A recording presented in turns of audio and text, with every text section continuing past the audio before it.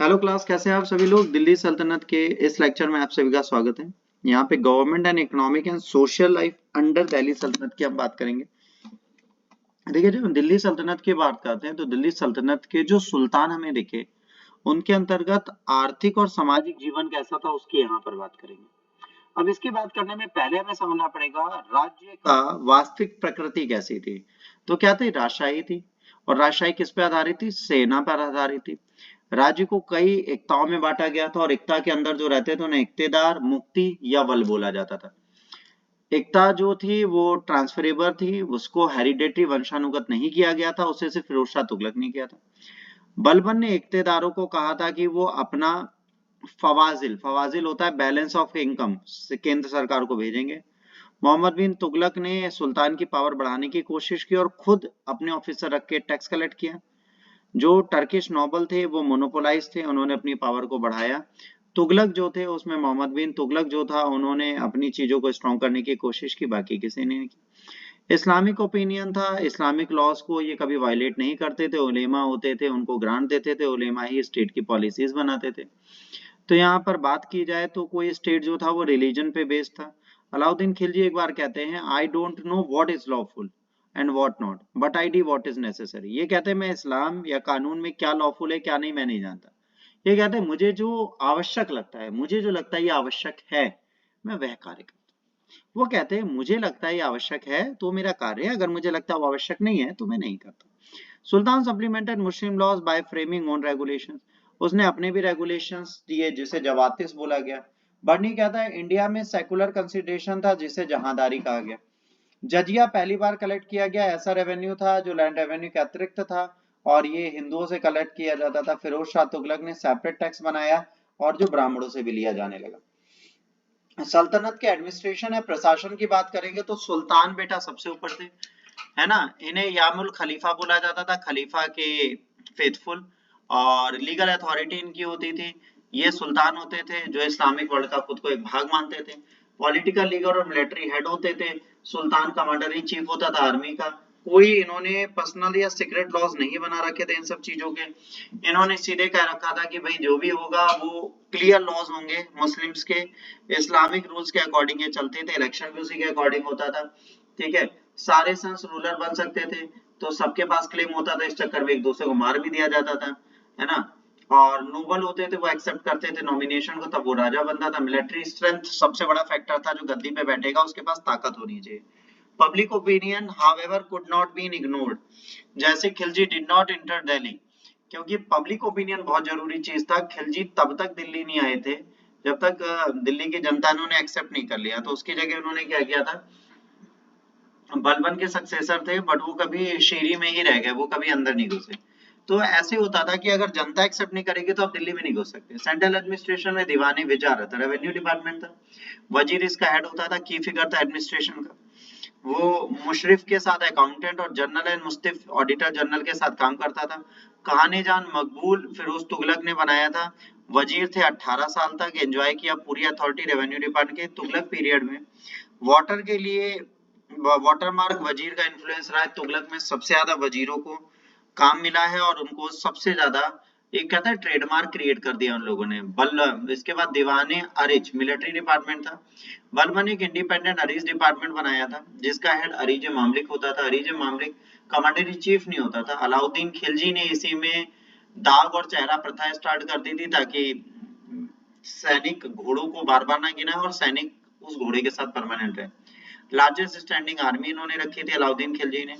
पहले सुल्तान थे जो सैनिकों को नगद में पैसा देते थे।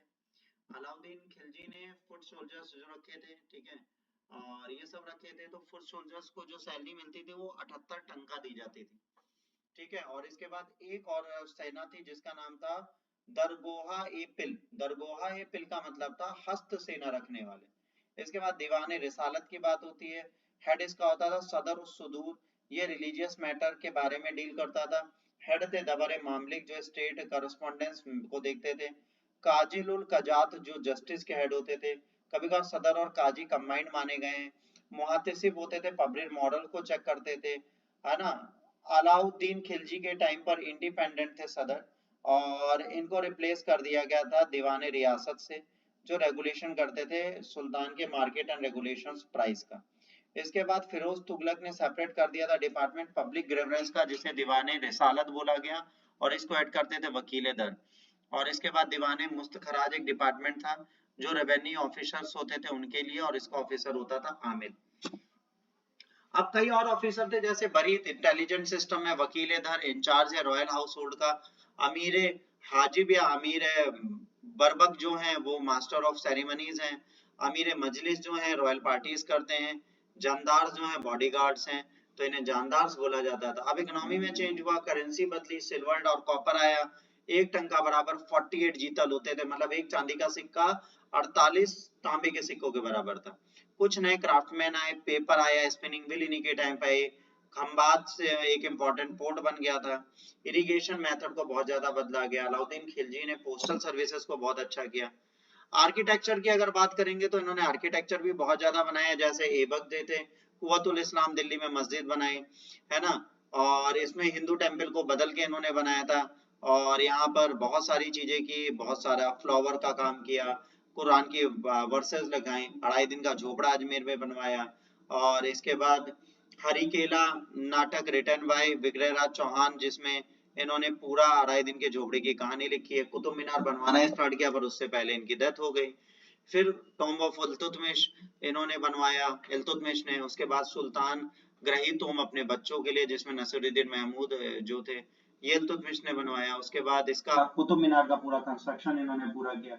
जब ये बना था तो ये 71.4 मीटर ऊंचा था, और कुतुबुद्दीन बख्तियार काकी की याद में बनाया गया था।